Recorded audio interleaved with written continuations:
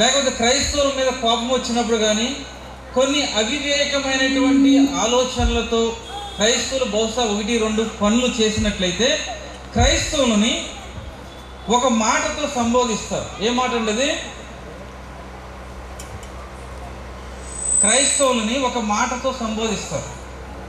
అది ఎవరైనప్పటికీ కూడా, మీరు గుడివాడలో ఉన్నా, విజయవాడలో ఉన్నా, లేకపోతే హైదరాబాద్లో ఉన్నా, సమ్వేర్ ఎల్స్, ఈ 2 స్టేట్స్లో, 3 స్టేట్స్లో ఒక మాటను సంబోధిస్తారు ఎక్కువ. ఆ మాట ఏంటంటే, క్రైస్తవులు గొర్రెలు, వాళ్ళు గొర్రెలు. గొర్రెలు అనగానే మనకు గుర్తొచ్చేది క్రైస్తవులు. ఈరోజు దాన్ని ఎక్కువగా నెగిటివ్ కనోటేషన్లో వాడుకొని చూస్తూ ఉంటాము. నేను మీతో మాట్లాడేటువంటి అంశము చాలా జాగ్రత్తగానండి. అవును, మేము గొర్రెలమే. అవును, మేము గొర్రెలమే. యేసుక్రీస్తు ప్రభువారు గురించి రాయబడినటువంటి, క్రీస్తు పుట్టుక గురించి రాయబడినటువంటి మొట్టమొదటి మాటలు ఎవరి దగ్గరికి వచ్చినాయి అంటే గొర్రెల కాపరుల దగ్గరికి వచ్చినాయి.